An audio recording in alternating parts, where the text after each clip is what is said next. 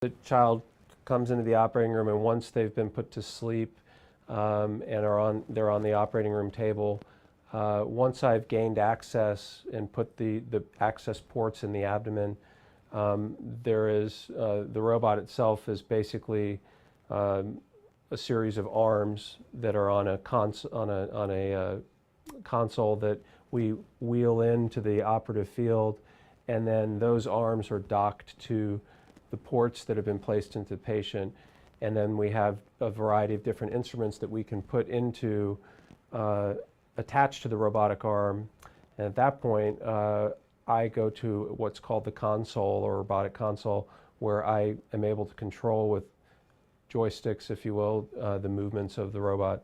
And I also have the ability to see in 3D, basically, and it's also magnified so that I can get very detailed picture of what I'm operating on. So, but I'm the one that actually controls the movement of the arms. There are always people still at the bedside scrubbed to be able to exchange the instruments for me and whatnot. So, and then at the conclusion of the case, when I'm done using the robotic arms, then I scrub again and obviously finish up the case. So just the whole process of getting from the time the patient gets to the room to the time that we're ready to dock the robot, to undocking, to preparing for the next case, it's seamless, and it's mainly because they've had such good practice. So they're quite a supportive team, and especially since I've started this process here, I've made it just much easier for everyone. A few of the benefits of some of the benefits of utilizing the robot from a surgeon's standpoint are, among other things, visibility. So, even when you do something in an open technique, we often wear magnifying loops in pediatric urology, but when you compare that to looking in the console with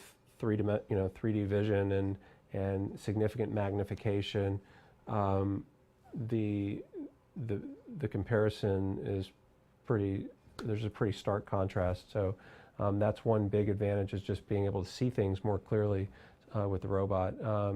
The other advantage is the actual techniques of being able to sew things laparoscopically.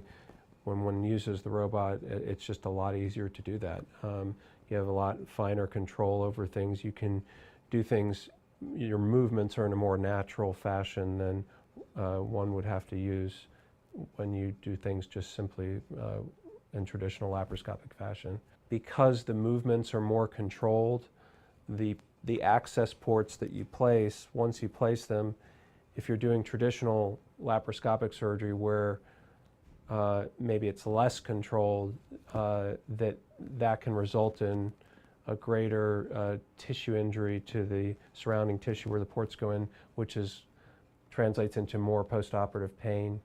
And so another potential advantage of robotic surgery is less port site pain. For pediatric urology, traditionally one does a general urology residency. This is after, obviously, college and medical school, and that's anywhere from 5 to 6 years.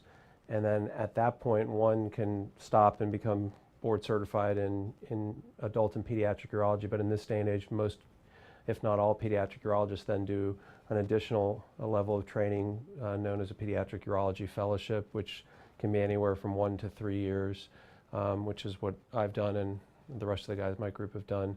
And then within the fellowship, depending on where you train, there are certain places that have greater exposure to minimally invasive surgery, such as laparoscopy and moving forward ultimately with robotic surgery. And so that's what I've done.